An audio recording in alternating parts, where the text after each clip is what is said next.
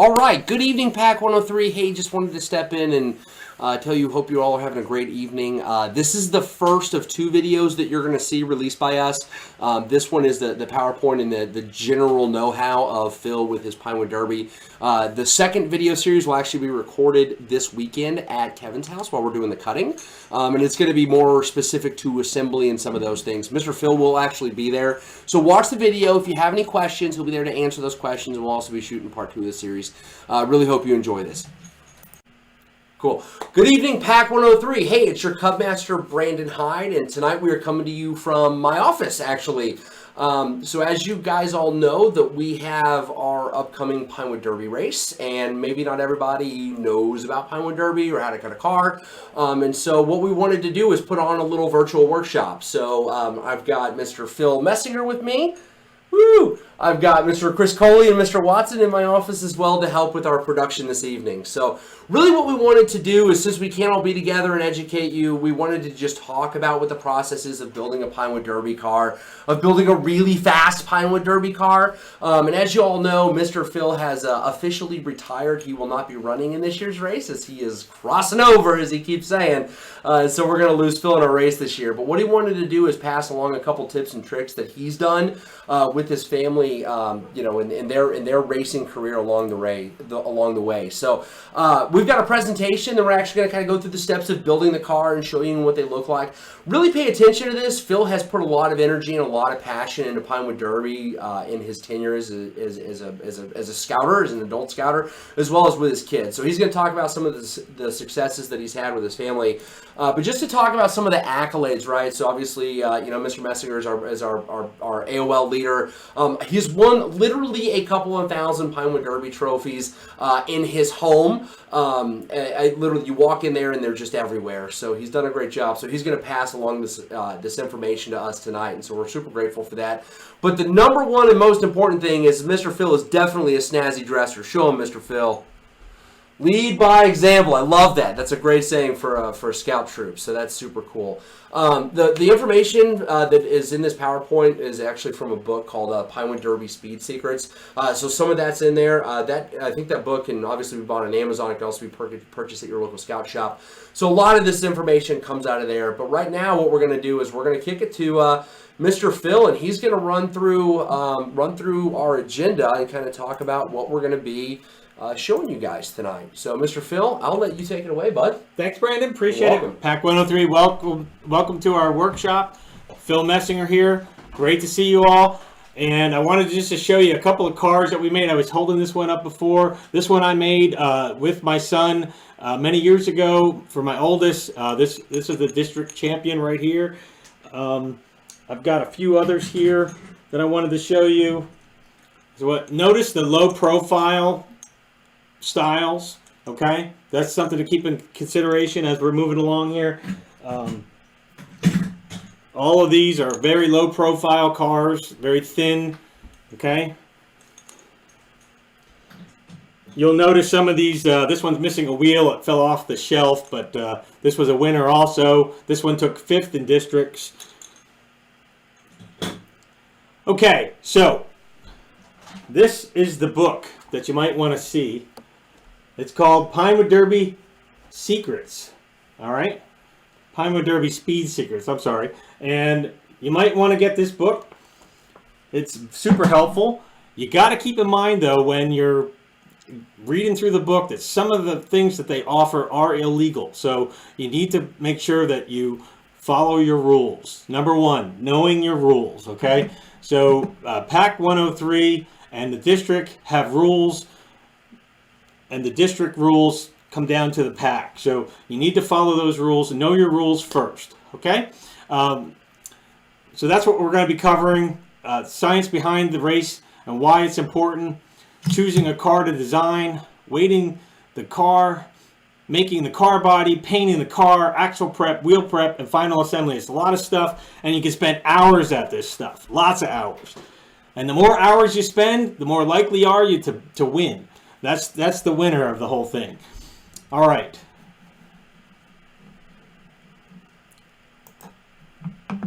So first we're going to know the rules, like we said a little earlier, okay?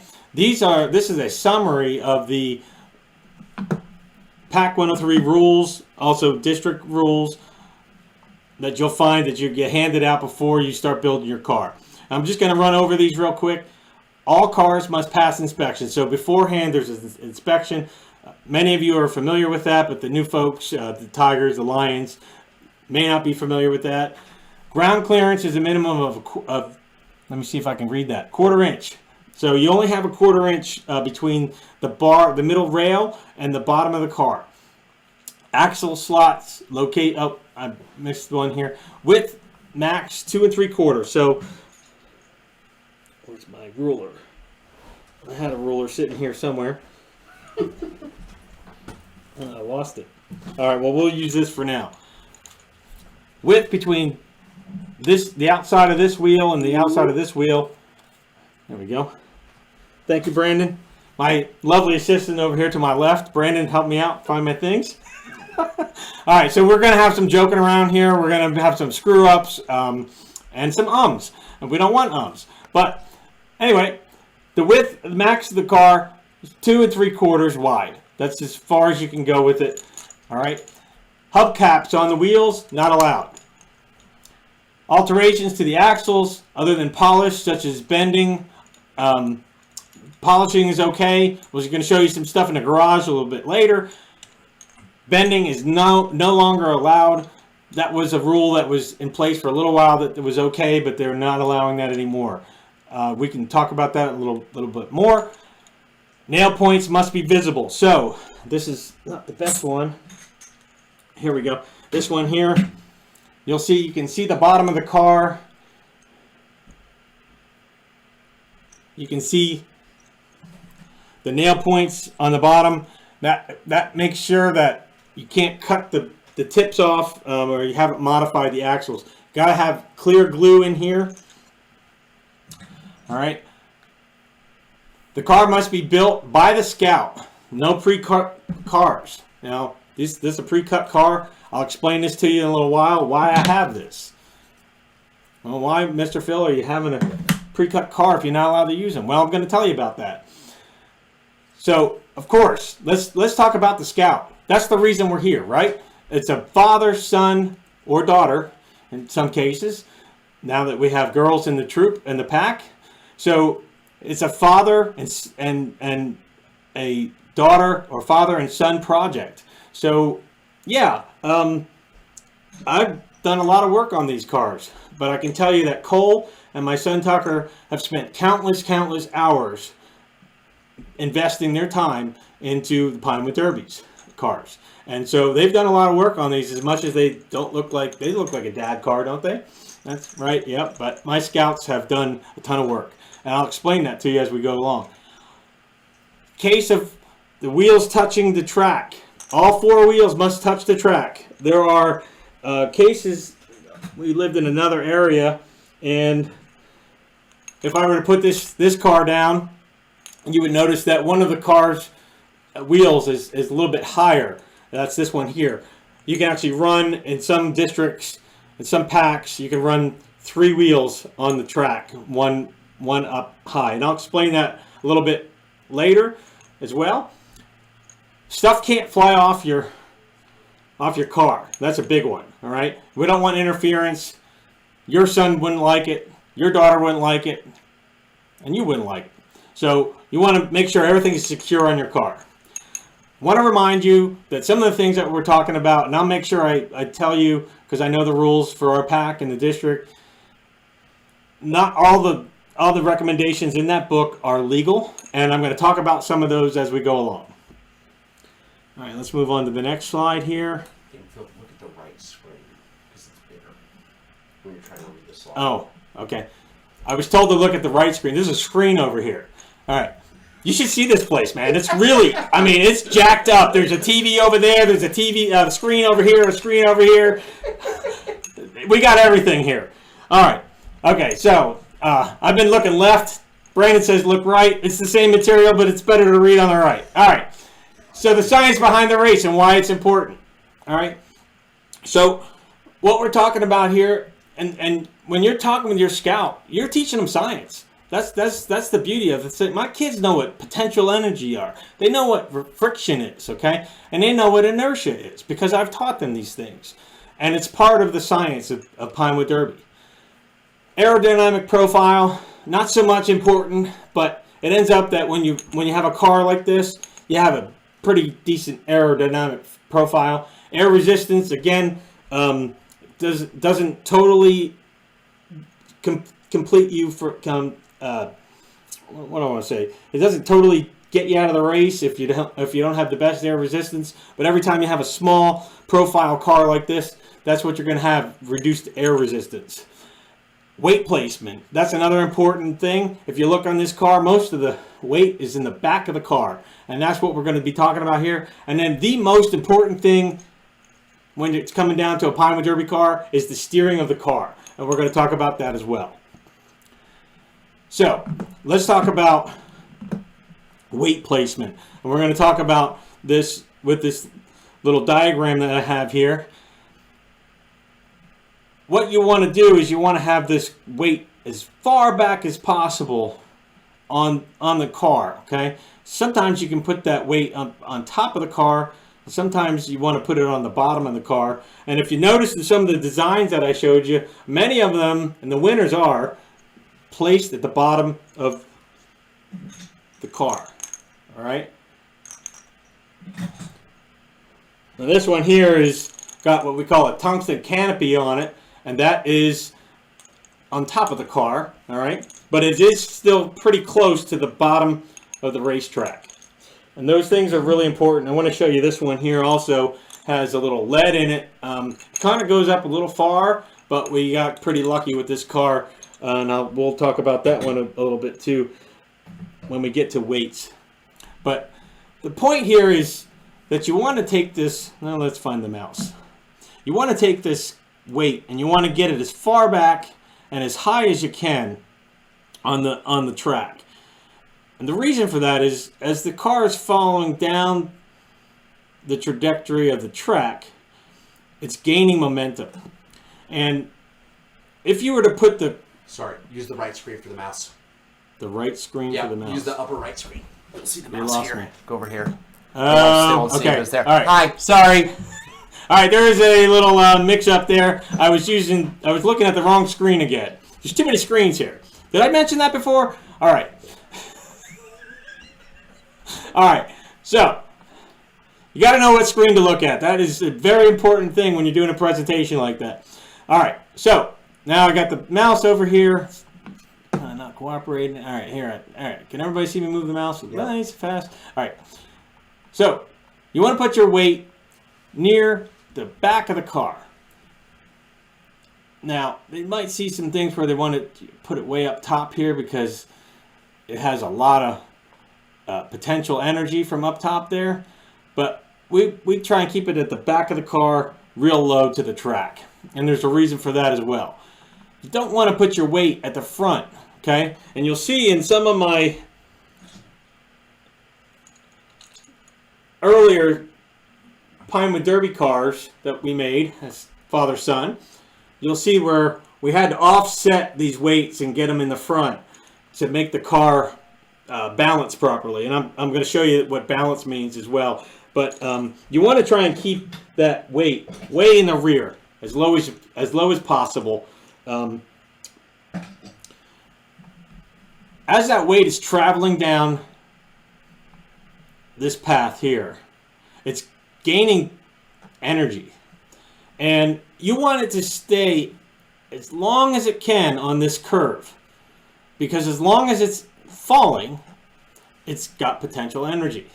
So if you were to put the weight at the front of the car, as it would get to the end of this curve, it stops gaining potential energy. So if it's at the back of the car, it's going to keep falling. So what that does is it helps the trajectory down the track. I believe our pack track is 45 feet. That's right. Sometimes you'll see 60 footers. I don't know what the districts is. I can't remember, but 45. It is 45. Okay, thank you. I should know that, by the way, but kind of out of mind, out of sight. And We actually didn't make it to districts this year because of COVID. Did I just have to say COVID? What a bummer. All right. So, all right. So you want to keep this trajectory going, but the longer the track, sometimes it's helpful to have a little weight more forward. At a 45-foot long track, we keep our weight as far back as possible, and I'll explain that when we get there. Okay. So that was a lot about the science of the car. So we're creating potential energy. We're reducing friction. And I'm gonna show you and tell you why and where we're going to reduce friction, and then we're going to talk about wheel inertia a little bit. Because of the rules with our pack and the district, there's not a lot that you can do with the wheel inertia, but there are some things that we can talk about. And then lastly is steering, and I'm going to give you some directions on that, but you're going to be having to make some choices as well. All right, next slide. All right, now this is the Watson Mobile right here. This was last year's most beautiful Pinewood Derby car. Now this is a lot of time. Dave, how many hours did you spend this with your son? Not just you, Dave. How many hours? Just a guesstimation. 80? You built it over 6 months. 6 months. This project took 6 months. A lot of work went into this thing. It's a beautiful car. It deserves awards beyond districts. That's just a pure winner. If you haven't seen this car in person, you really need to. It's a fantastic art piece.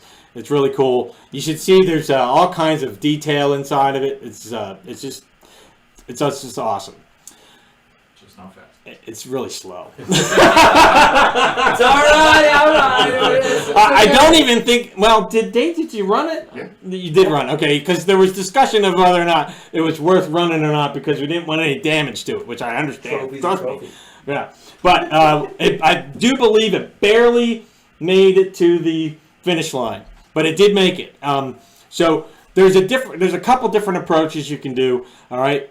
I don't want to take away from any of the other themes, trophies that you can get with your son or your daughter. All right. I had a fixation on speed. It stems from problems from my childhood. What could I say, right? So I took those, and I'm living the large with my kids, and I'm living vicariously through my kids, so that I didn't win any trophies in my scouting days. So I made sure my kids did, and we took the speed route. But there's other places and other ways that you can do this. And so, yeah, in our pack, we give out, and this is also for the district, it's the same across the board. And some places that you go, they'll have different awards at different levels. It's not always the same, but here they have the same across the board. Scout's Choice, I did it myself, most original, most beautiful, and Scout theme. And I just want to show you some of the cool cars. This is Jackson Hyde's car. That's really cool. Look at that. I mean, that's a lot of time too. Maybe not 80 hours, but 79. You know. All right. So you can get crazy like this. I mean, this is really cool. I actually hadn't had a chance to inspect this sucker, but when you build something like this, you're going for a theme. You're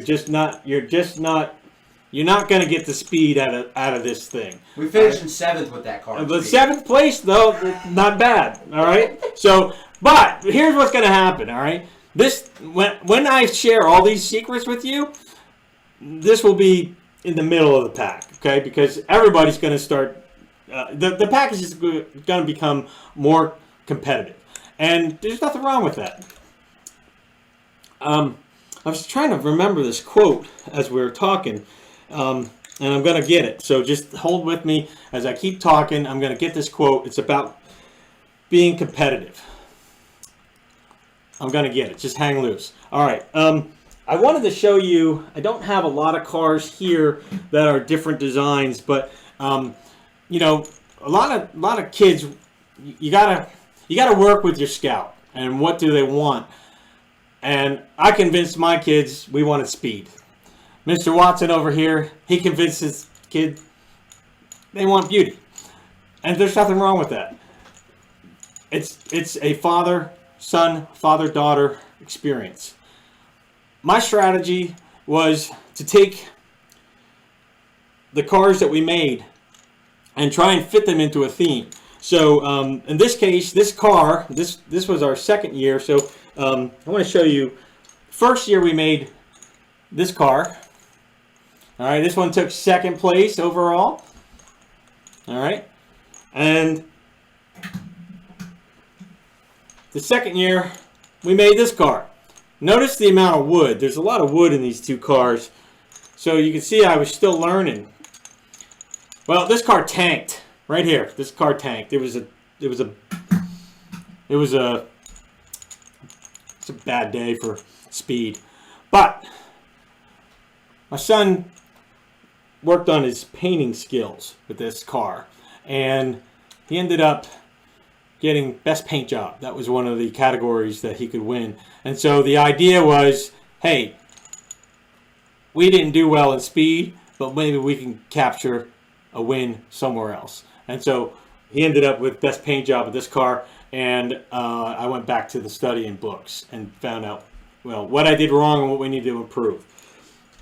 All right.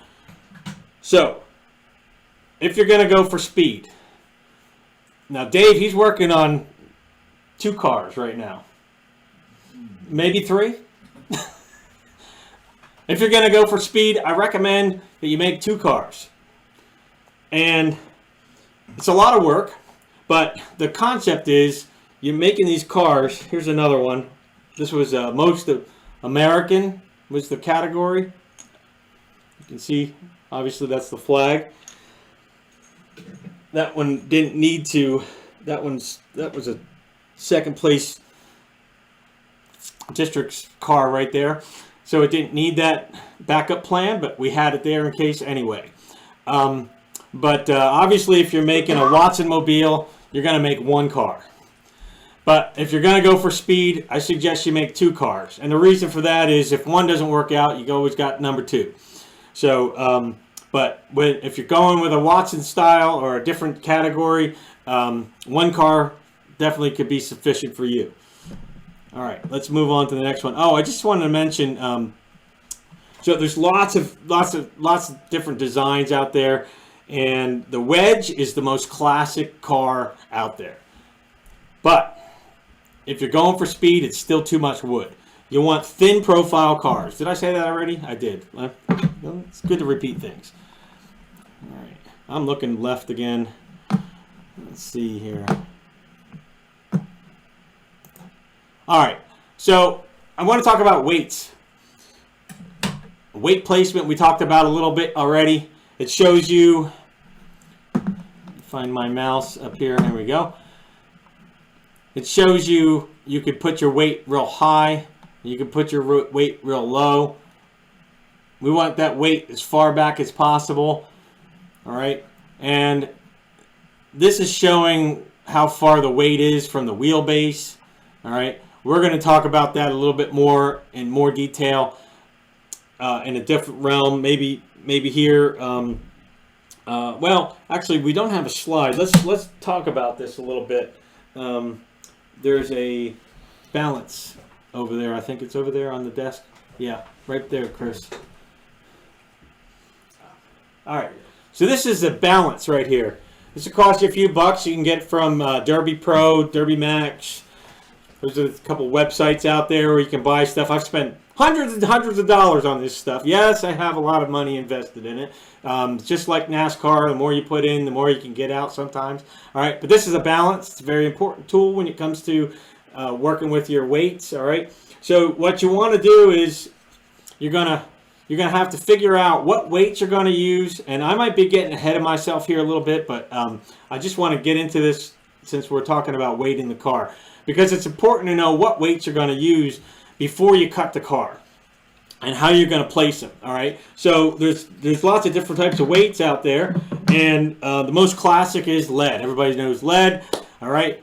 Lead weights you can buy fishing lure lead and melt it. You can, well, they don't make them like this anymore, but you can still go down to the mechanic and see if they got a bucket of lead down there. But a lot of them are made out of what is it? Zinc. Zinc. Thank you, Chris. So you don't want zinc, you want lead. You will get duped if you use zinc. The idea is you want to pack as much weight in the back of the car as you can. All right. So this one here, this one has a story behind it, but this one is all completely lead, and you can notice the super thin profile. Not a lot of weight to this wood without any weight in it. It's mostly just lead. That's what this car is here, and it just worked out that we use that. The other one is tungsten. Tungsten, a lot of people are familiar with that. Tungsten comes in a lot of different forms, just like lead. We poured this one, all right, and you can actually see here, I lost my ruler. We actually went overweight a little bit, so we ended up having to drill it out, and we're going to talk about that as well. You want to come in underweight because it's easier to add weight than it is to take weight away. And I have some examples of this as well. This was we were just a tad over, and if you can see the profile of the back of the car, we ended up starting to cut wood out with all the wheels on. What a mess. You don't want to get wood up into your wheels before you start the race. That'll slow things down. So tungsten cubes is one, and the tungsten canopy is another one. All right, and they come in different sizes and weights. You can decide how you want to do it. There's one. This was an epic fail right here. We tried this one out, and these weights just got glued in there. So there's all kinds of different methods that you can use. I really like the tungsten weights. The cubes, they're really easy to put in. And if you want to be a little lazy, which is what we got to at certain times, is you just put on a tungsten canopy. And you add a little bit of tungsten putty in here, which is another form of weight. This is your add-on at the end. And so you want to know what weights you're going to use and how you're going to do it. Okay? And I'm getting ahead of myself, so I'll just, when we get to that part in the presentation, I'm just going to skim over some of these things, and we'll revisit them in the garage. But if you're going to use tungsten cubes, you're going to want to use a router. And when you use a router, what you want to do is you actually want to, before you cut the car, you actually want to router out an area where you think you're going to put the weights. Because if you try to router it after you've cut this thin profile, well, I've got, oh, and where is it? Here. I've got some examples of what happens. I guess no, that's not it. Well, you'll blow through the other side is what happens. So it's best if you cut the car while it's still a block. So sometimes before you even cut the profile of the car, you're doing this other work. All right. That's weights and using a router beforehand. Also, you're going to want to, before you cut the car, you're going to want to and work on putting in your axles. And this is a Pro Axle tool. I have a bunch of tools that you can buy. Not from me. Mine are for my grandkids, I guess. I don't know. All right, let me see here. All right. So making the car body. Let me talk to you about this picture that you see here first. This is really difficult to do. It's not that it wouldn't be obtainable to do. It's really difficult to do. Oh, I got the arrow at the wrong. Looking at the wrong screen again, folks. All right. So this here is really hard to do. It can be done. You've got to get this, and this is what's called a quick start, and we're going to talk about that. My recommendation is don't do this. The sensor sometimes has a tough time picking this little piece up when it crosses the finish line. You also have to make sure that you have the correct measurements. It's a really difficult thing to do, and I'm going to show you how to make a quick start. Not as good as this one, but I'm going to show you how to do that. So just kind of going back here with the PowerPoint, don't be afraid to make multiple cars, right? So 1 year we made 5. Well, yeah, that was crazy. All right. First step you're going to do before you do anything is you're going to take that block and you're going to stick it in the oven. What? Why would you want to do that? Well, the idea again is you're going to put the weight in the back of the car, and you want it as far back as possible, and you want to pack as much weight in this, as much tungsten material as you can get into this wood.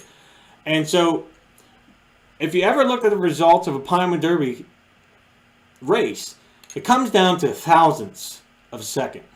Often it comes down to a couple thousandths of a second. And when you're talking about thousandths, everything that you do is so important that you gotta just spend a lot of time on details, all right? And so doing a quick start and baking the block. Well, what's baking the block going to do? Well, baking the block is going to take all the moisture out of the block, and that's just a tiny little bit more weight that you can stick in the back of the car. And you're going to say, well, Phil, why does that matter? Well, again, it comes down to thousandths of a second. So everything that you can do to pack that weight in the back is so important. All right, we're going to drill the axle holes first before we cut the car. So you're gonna line up your tool. You can use a drill press as long as you're very accurate, and you're going to press the drill bit down into, and you got to use the right size. Let me set this down. You got to use the right size drill bit, and I don't know what the size is off the top of my head, so I apologize. But this is the drill bit that comes with the tool. All right. You could put this, if you're going to get the tool, use the tool. That's my recommendation. But for many years, we used the drill press and made sure we had straight axle channel holes. That way, when you go to put that axle in, and you're working with a thin profile, if you see this car here, this actually lost the wheel because it fell off a shelf in my son's room. It just rolled off. I guess the door got closed too hard. But actually, this was broken originally when we were putting the wheel into the car. Because you're working with such a tight profile, you got to be really careful not to damage the axle channels. All right, and that's just it's part of the game. You know, you get down to these things, and we've got 3 hours into a car and thrown the whole thing out. You break an axle channel, you're done. You blow through the back of it when you're using a router, you're done. You got to start over. Unless you want an ugly car, but I like cool cars. All right, so back to the PowerPoint.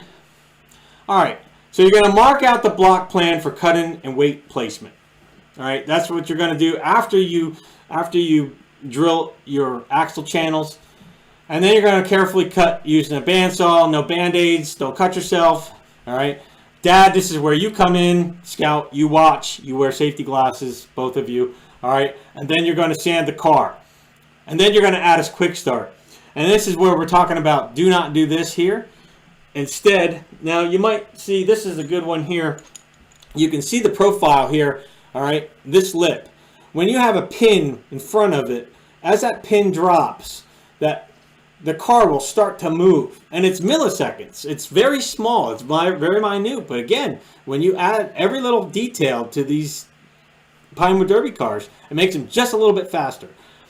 And so when you add this in, that car is going to take off just a little bit sooner. And so if you look at all the cars that we've created over the years, not this one. There's no quick start on this sucker. But it goes. It's 7th place right there. All right. And Mr. Watson, he's pulling last, right? He don't have no quick start. He's got a dead start. All right. Okay. We love you, Dave. All right. So maybe you can't see that in here. All right, but that profile is there. We've skimmed the bottom of the car just up a little bit. All right. And again, you have this post, and as it gets moving, it's moving just a little bit before your competition's car. All right. Again, I want to show you. There it is present on that one as well. There's many ways you can do it. I just put it on the edge of the sander. All right, this one even has it here. Nothing pretty, but it works. All right. This one has a little bit of different look to it. I don't know if you can see it on here or not, but it's kind of curvatured in here. But it actually is a little bit higher than the bottom of this profile here. It's not the best one that we did, but this car did well. Okay, let's move on to the next one here. We got 4 more slides, then we're going to move to the garage. Okay, painting the car. So when you're adding weight, what you want to do is you want to stop a little early. The goal is 5 ounces.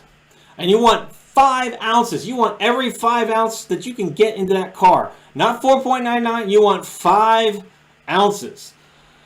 And I'm going to show you another trick. Now, I don't know. Maybe I might not show you that one. My grandkid's coming up soon. No. Jeez. Wow. All right. I'm going to show you another trick when we get to the garage on weighting the car. But you want to stop a little early because paint does weigh. It does weigh. So 4.9 is probably a good place to stop. If you're kind of amateurish and you're not really sure, stop at 4.85. All right. We have something here called tungsten putty. Just a glob. All right. It's tungsten material. All right. If you can see that, I don't know if you can see that. It's the little rubbery kind of stuff, and it forms, and you can push it into the wheel channels. And oh, I have some here a little bit right there. Let's see if you can see that right there. We have put some in there, and let's see. This here is we're proud of this car. This is the Arrow of Light right here. That's what we call it, and it got a number 1 on it too. We were the first entry of the day because we were actually helping with the District Pinewood Derby, and it got a number 1 on it, and it turned out it was number 1. How about that? You can see the tungsten putty stuck in here in these channels. There's all kinds of, this is another one here. Just to show you, you can put tungsten putty into these spots here. Oh, there goes a car. That's not good. Oh, that was just Watson's car. Don't worry about that. No, just kidding. All right. So when you're painting the car, you want to stop with the weight so that you have enough room to add paint. And what we discovered, and you might find this out, Dad, but you want to use the same paint. An easier way to explain it is buy the same brand. Buy the same brand for primer and your main color. Now we could get into talking about acrylics and all this other stuff. I don't do that.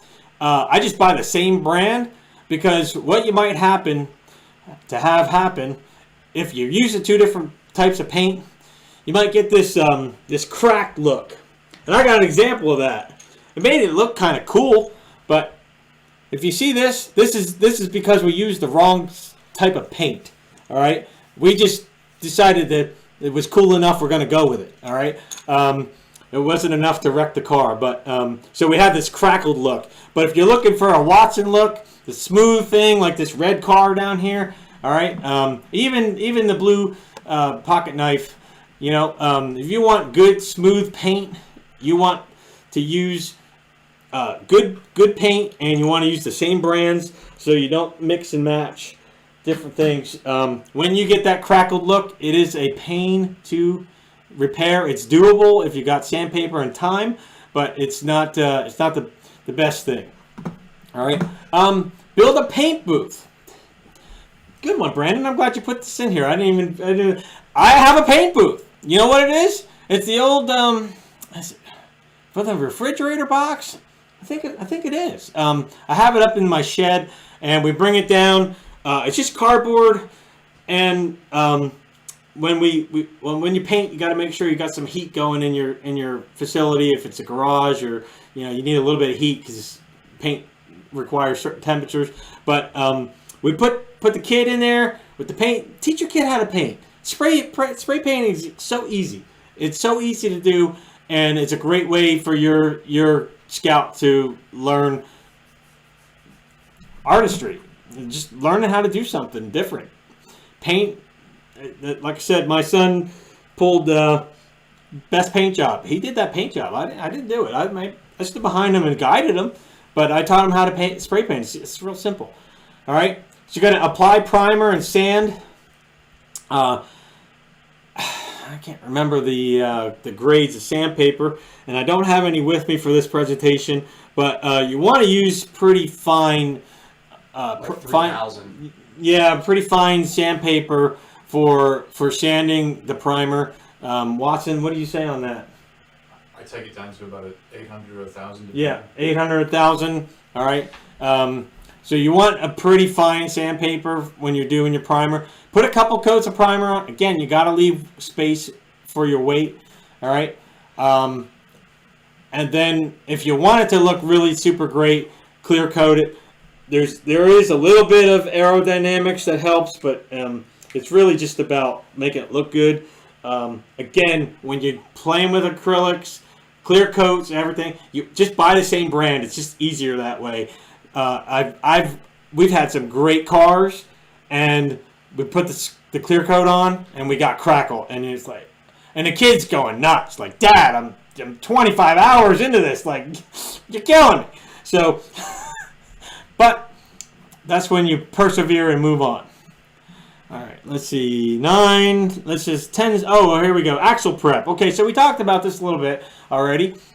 So you're going to find the best axle. So what you're going to do is you're going to grab your drill, which I don't have one in here, but you're going to take your drill and you're going to put this in the tip of your drill, all right? And when you do that, you turn your drill on, you're going to actually, you can see the profile of the axle, all right? And the key is that you're going to make sure that your axle is straight. And believe it or not, folks, this is just a nail. That's all it is. And you want to do this because a lot of them aren't straight. But there's a great tool out there. Yes, there is. It's probably called something like the Pro Axle Press, something like that. I don't remember anymore. But this little press here is another tool. Put your axle in like that. Put the top on here. And then you give your kid a hammer. And you say, all right, you ready? Whack! All right? And you hit this thing about 3-4 times. And it cleans this axle up, makes it nice and straight. Put it back in the drill and double check it. All right? Straight axles, key to the whole entire, well, a lot of keys go into all this, but this is another key aspect of building a great Pinewood Derby car that's going to be fast. All right? Now, if you're building a Watson mobile, you don't got to worry about it, all right? But it's all good. Watson mobiles are good. Don't get me wrong. I'm just having a little fun because Dave's sitting over here. All right. So, what's gone in here? I didn't catch this. Need about 20 raw axles. Well, maybe that's true. We spent a lot of time on axles, all right? It's 4 axles per car. Believe it or not, we spend an hour on one axle. So there's a lot to the prep. What you want to do after you check it for straightness is you want to, there's little burrs on the top of here, and you can feel them with your fingernail, all right? And so you want to take a file. You put this in the drill, and you want to take a file and just run that on the file on the axle as it's spinning. And there's also burrs on the top here of the, there's burrs here and there's burrs here. And so you want to get all those burrs off with, and I use a diamond file. And so it's, yes, it's another cost, it's another detail, all right? And so you want to file those off, but then you're left with a rough surface. So what you do is you take strips of sandpaper and you start at about 400, 600. You get a little bit of thin profile sandpaper about yay long, all right? About yay long. And you put that axle in there, in the drill, and you wet that sandpaper, and you get metal sanding sandpaper, and you start out with the 600, and I time it for 1 minute.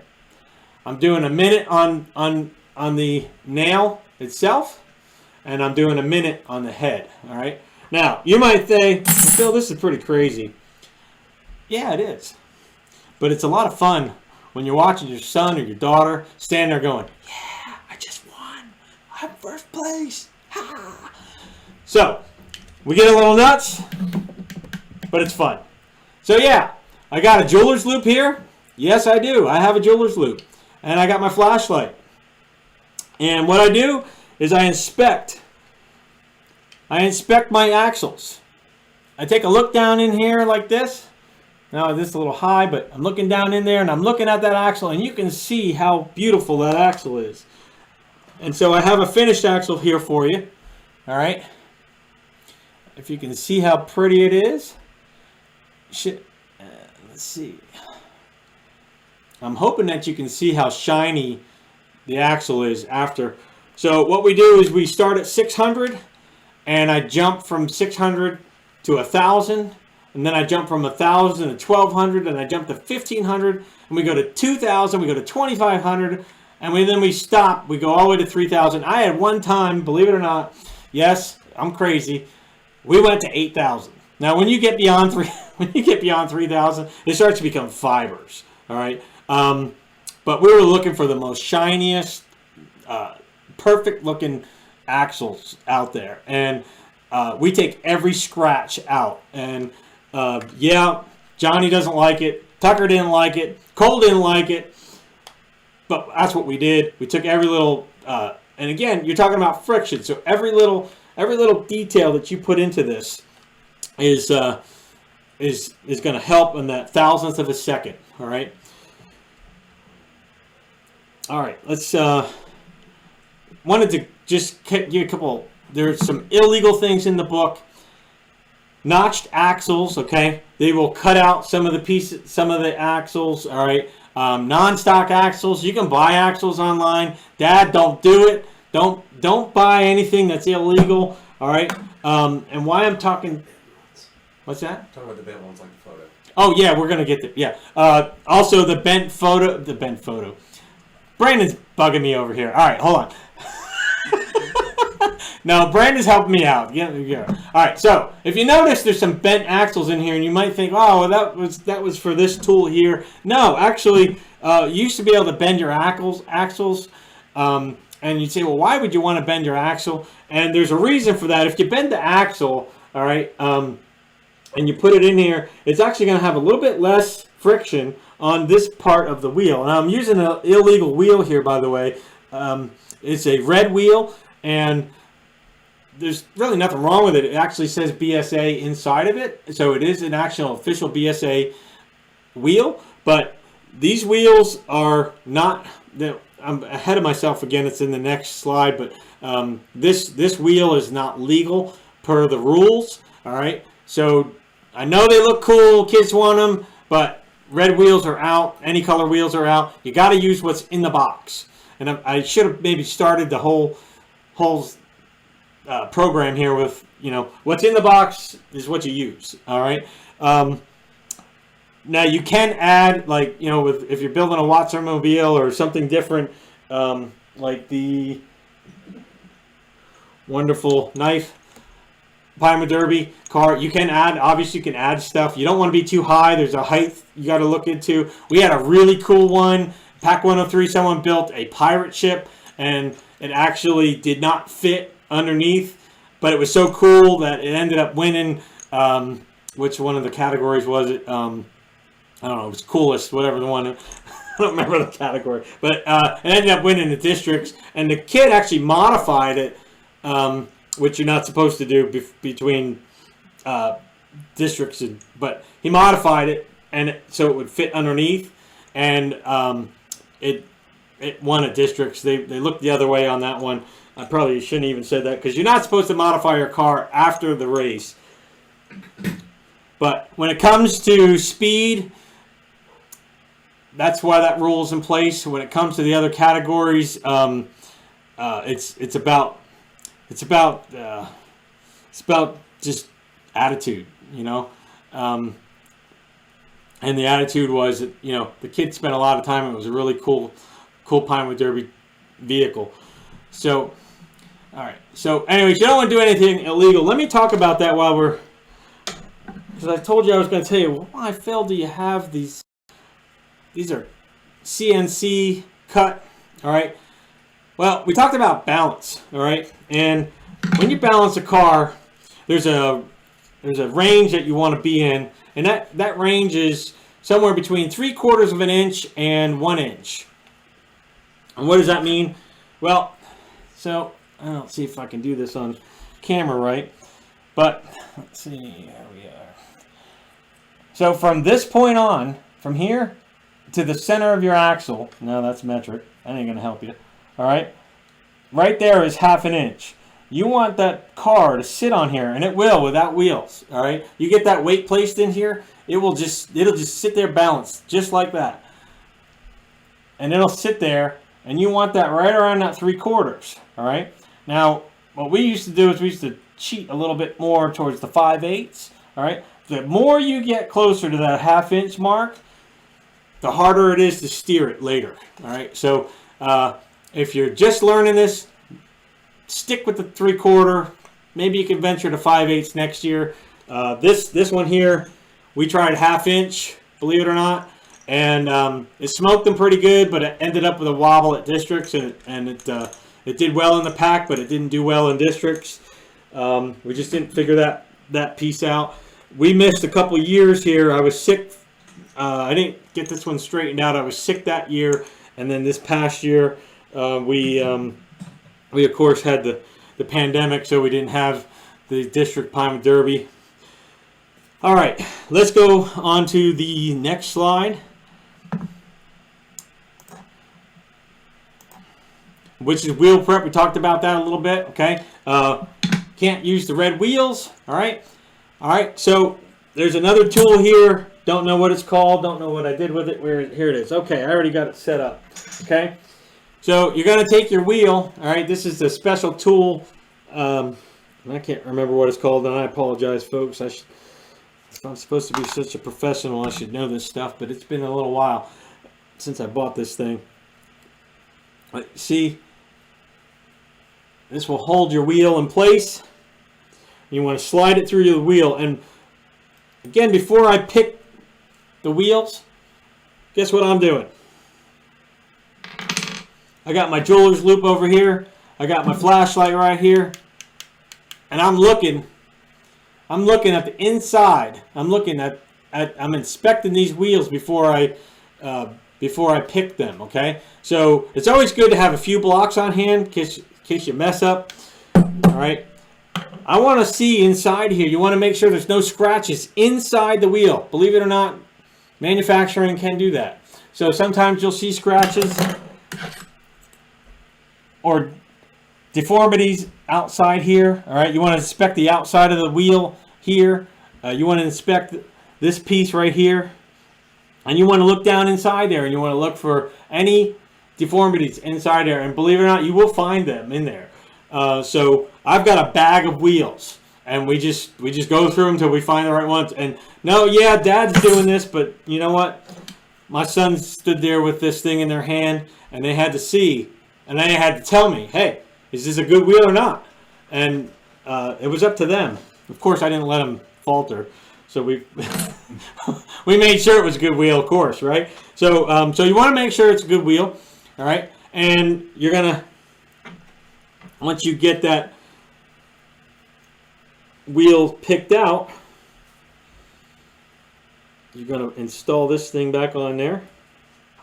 And you're going to put this in your drill. It's made for your drill. And by the way, what I'm doing here, don't ever do this because you're scratching the inside. But I don't really care right now because I'm just presenting it to you. So you're going to put this in your drill. You're going to get your 3000 sandpaper. And you're going to get a flat surface, which I have right here.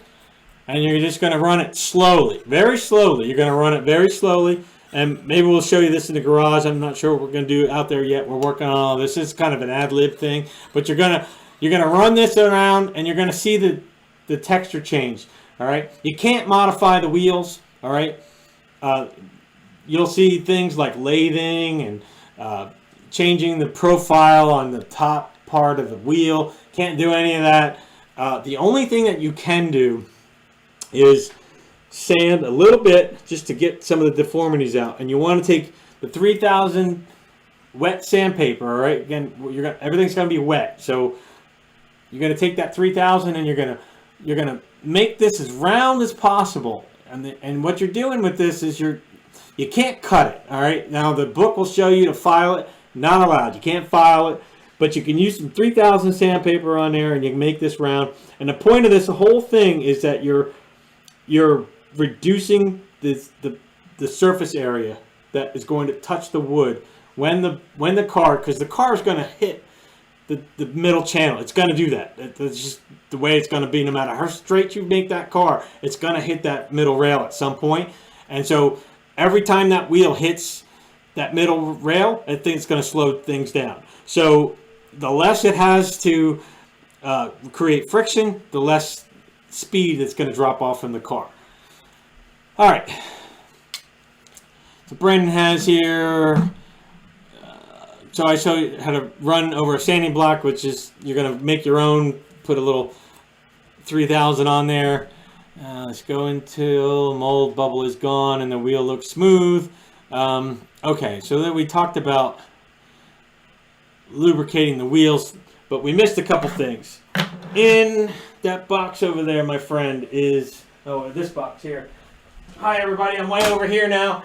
Okay, so I got a pipe cleaner, and I got a bunch of other stuff. And yes, Mr. Phil's crazy.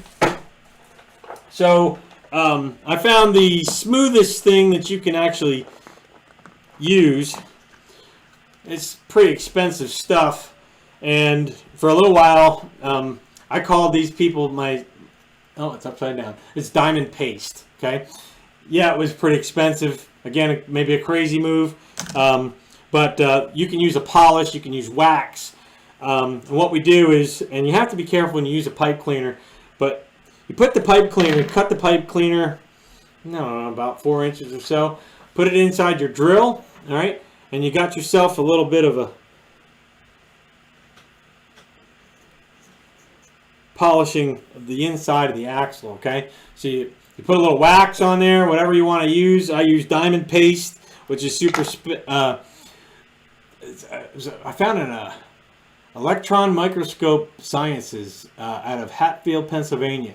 Pretty expensive stuff, but it's the smoothest stuff that you can get. And the idea is that you're getting this as smooth as possible in here. You want to make sure there's a metal rod inside here. You don't want to scratch up the inside of your wheels, all right? And you're going to hold this in place while your drill's running, and you move it back and forth, all right? And then you got to dry it and clean it with nothing on it at the end, all right? Just clean it up like that, all right? And then what we do is we take the wheel, and I always put it in a little alcohol and make sure everything's out of the inside of there and clean it up. So I have a little container, the wheels go in the alcohol, clean everything up, and then you take the wheel and you put it in a bag. So why are you going to put it in a bag, Phil? Because you're going to put a lot of graphite on it. So you're going to take it. I'm not allowed to distribute graphite in Brandon's office, so. Correct. But you're going to put it in a bag like this, right? Or the church. Never spray graphite in the church. No graphite in the church. There's always signs out front, so you got to do it outside. Okay. All right, so you're going to put your wheel in a bag, all right? And you're going to add a lot of graphite, okay? And I'm going to talk about graphite real quick because I got two different kinds in here. This is the Rebel kind, okay? Now this stuff here is called Hobby Lube, all right? Now, graphite might be graphite, right? No, wrong, okay? Again, every little thing that you can do, you're going to add a little bit of speed, just a little bit, all right? Hobby Lube has a little bit of molybdenum inside of it, all right, which is the lubricant. Dry lubricants only. You cannot use any oils. And if you're going to cheat, Put a little graphite in there first, then put the oil out, because then we'll see that you cheated. Actually, we'll know if we don't see graphite on your car, you got oil. All right. If you looked at these cars, they all have graphite everywhere. I even have a car over here that I built for a. Grab that car over there, Mr. Brandon. It's silver.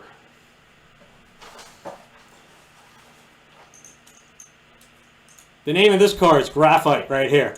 Okay, we built this one. I built this one for a open derby. I think, did I write on here?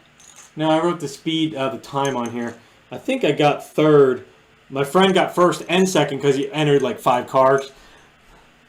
Yeah, I have crazy friends that are into behind the derbies, all right? So, anyway, back to the graphite. Hobby Lube. Hobby Lube, Hobby Lube, Hobby Lube.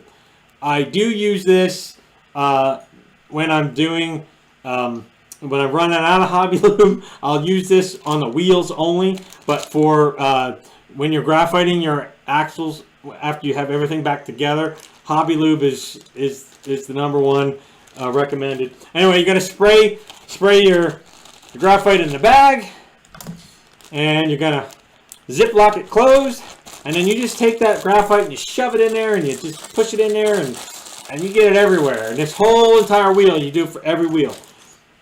All right, the wheels are covered with graphite. Graphite everywhere. That's the key. Just not in the church or Brandon's office. That's the key. All right. Okay. Let's see. What's the? We talked about polishing the wheel bore. And right, and cannot taper the wheel hub, but can sand smooth. Right. Okay. And now we're down to the last slide, which is final assembly. All right, we're going to attach the wheels. I'm going to talk to you about that. I have some special tools, of course, for that. This is a, you look at the tip of this. I found this. This is great for holding it. So you can just hold that real nice. I tried regular pliers. After you've done all this work, the last thing you want to do is scratch up your work. So these pliers are great for holding. They're special. I only find them on Derby Max or one of the Pinewood Derby sites. I tried needle nose. Oh, what else? I had another one in here. They were some sort of knitting. Well, it doesn't matter. Don't use them. Okay. So, final assembly. All right. I want to talk to you about putting that in there. All right. You're going to take this and you're going to put it in with the wheel on, of course. Once you get it in there, you got to be real careful with your super glue. All right. It's no fun if you glue the wheel to the axle. All right. Brandon's raising his hand. He knows that one. Okay. Dad, don't do that. All right.